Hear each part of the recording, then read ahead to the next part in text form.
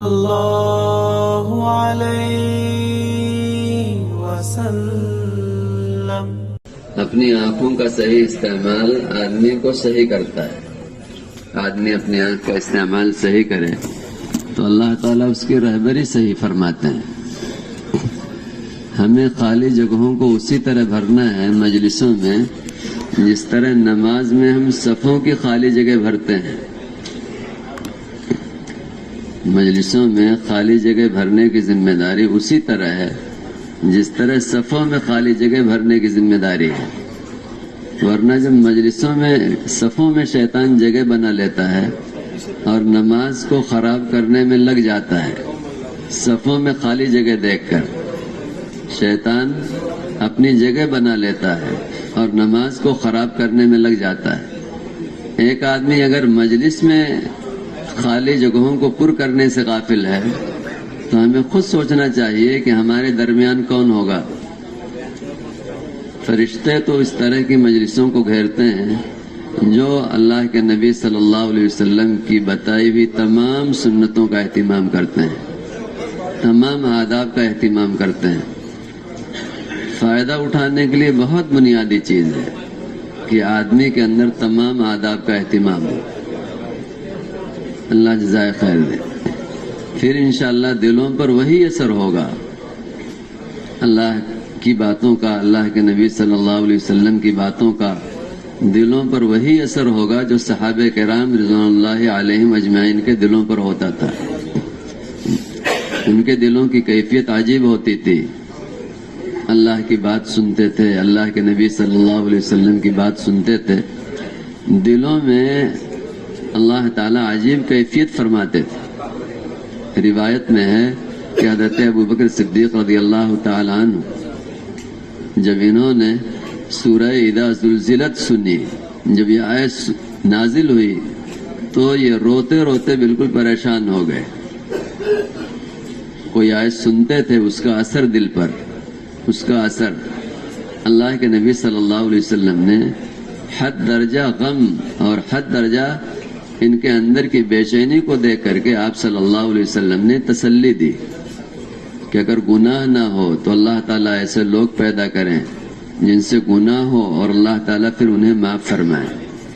نعوذ باللہ من ذالک گناہ کرنے کی ترغیب نہیں تھی، لیکن ایسا خوف طاری تھا کہ اللہ کے نبی صلی اللہ علیہ وسلم نے تسلی عطا فرمائی، ایسا دل اثر لیتے تھے۔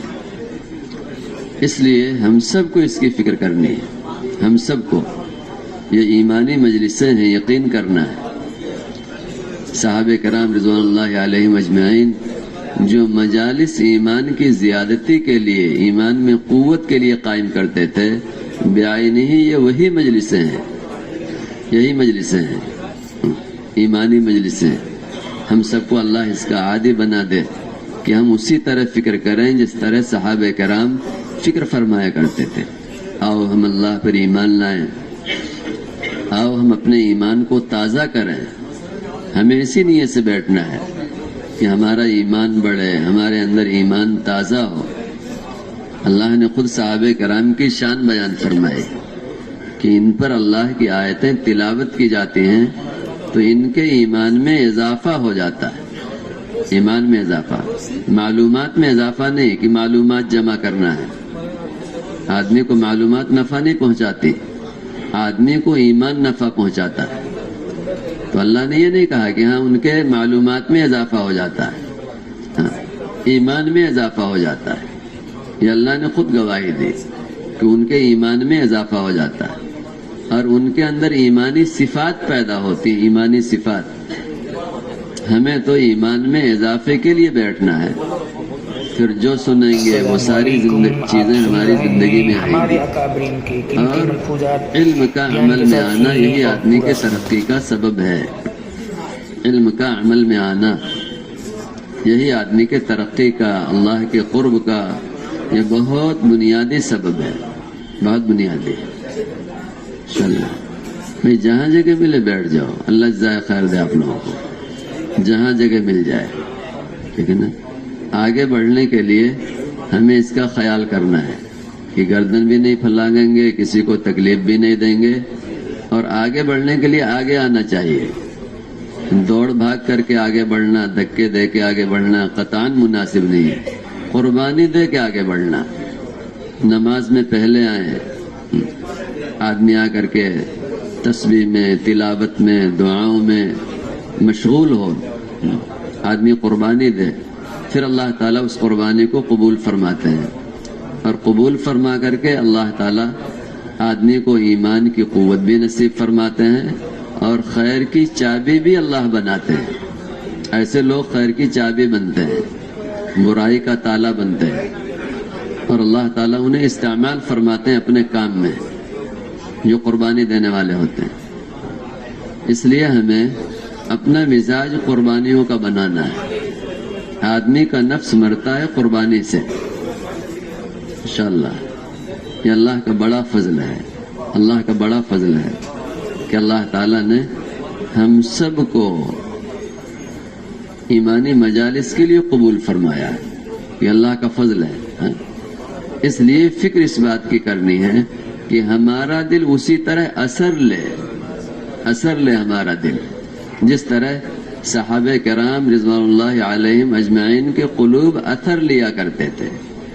ہمیں اصل اس کی فکر اوڑھنا ہے، ہمیں اس کی فکر، دلوں پر اثر جب ہوگا تو زندگی بدل جائے گی۔ دلوں کا متاثر ہونا یہی زندگی کے بدلنے کا سبب بنتا ہے۔ صحابہ کرام مسجدوں کے ماحول میں رہتے تھے، ان کے دل بدل جاتے تھے۔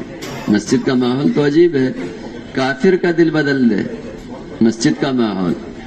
ایک ایمان والا ایمانی مجلس میں ہو، قربانیوں کے ساتھ ہو، ادب کے ساتھ ہو، اندر کی سچی طلب کے ساتھ ہو، ایسا ہو ہی نہیں سکتا کہ مجلس سے اٹھے اور اس کا دل ایمان سے بھرا ہوا نہ ہو، ایسا نہیں ہو سکتا۔ اور جس کا دل ایمان سے بھر جائے، ایسا نہیں ہو سکتا کہ ایمانی تقاضے اس سے رہ جائیں، ایسا بھی نہیں ہو سکتا۔ ہاں، ایمان سے دل کا بھرنا ایمانی تقاضوں پر آدمی کو آمادہ کرتا، اندر سے وہ ایمان تقاضا کرتا ہے۔ پھر لوگوں کو تقاضا کرنے کی ضرورت نہیں ہوتی کہ لوگ تقاضا کریں، ہاں بھئی ایسا کر لو، ایسا کر لو۔ وہ ایمان خود تقاضا کرتا ہے کہ ہاں تو اپنی زندگی کو ایسا بنا لے۔ اس لیے ہم یقین رکھیں انشاءاللہ